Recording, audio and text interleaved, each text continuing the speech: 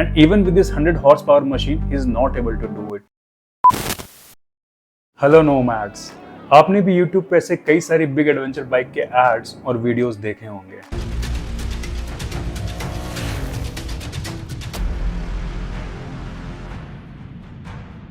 They do look like fun, don't they? और इन ads को देखकर आपका भी मन करता होगा कि Oh God! एक बार दिला दे। But don't let these ads fool you. भाई इन एड्स में तो ऐसे दिखाया जाता है कि जैसे ये bikes desert, river, mud, slush हर किसी में से बिल्कुल यूं मक्खन की तरह निकल जाती है। बट रियलिटी इससे बिल्कुल ऑपोजिट है।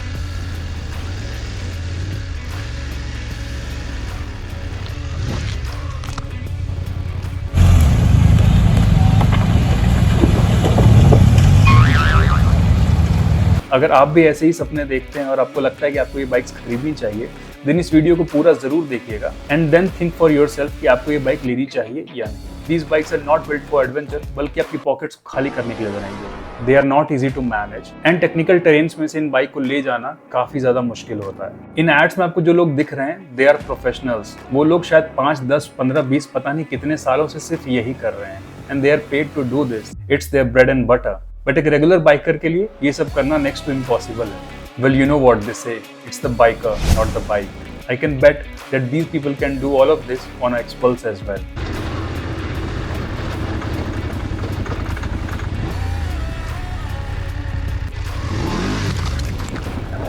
इस वीडियो में आप देख सकते हो कि कैसे इनकी बाइक स्टॉल हो गई है और इस बाइक से एक सिंपल सा क्लाइंब करने की कोशिश कर रहे हैं। And even with this 100 horse power machine he is not able to do it and newbie could do it on a Splendor. These bikes weigh more than 200 kilograms and with luggage almost 250 to 275 kilograms. Because of this excessive weight and their massive size, it's not easy to navigate these motorcycles in technical terrains. ऐसे में अगर आप इन bike से गिरते हो, जो कि eventually आप गिरोगे, इन बाइक्स को उठाना बिल्कुल इजी नहीं हो पाएगा and you will always need a hand to pick it up. तो आइए मैं कुछ सिंपल पॉइंट्स में बताता हूँ कि आपको ये बाइक्स क्यों नहीं लेनी चाहिए। Point number 1, practicality. These bikes have almost 100 to 200 horsepower and they can go up to 200 to 300 kilometers per hour in no time. But यहाँ पे वैसे रोड्स कहाँ हैं?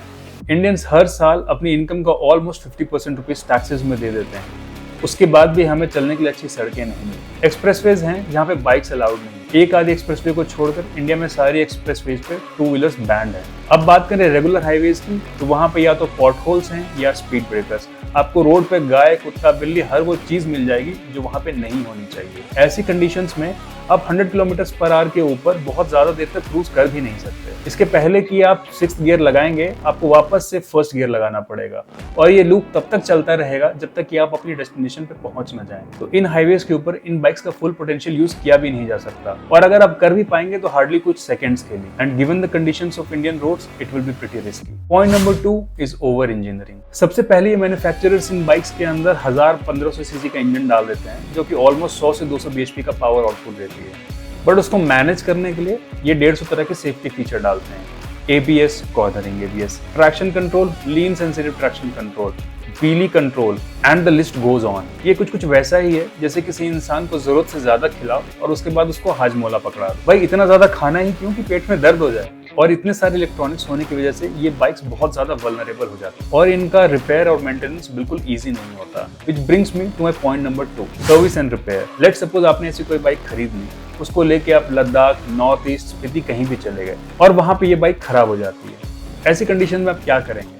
वहां पे आपको ऐसे कोई सर्विस सेंटर नहीं मिलेंगे जो इन बाइक्स को इजीली रिपेयर कर दे। आपको इन बाइक्स को टियर 1 या टियर 2 सिटीज में लेके जाना पड़ेगा जहां पे कि इसके शोरूम्स अवेलेबल हों। And after that you will have to wait until this bike get serviced. जब तक आपकी बाइक सर्विस होके आएगी, आपकी छुट्टियां खत्म हो जाएंगी। तो क्या करना है ऐसी एडवेंचर बाइक का? सो गया बचपन से।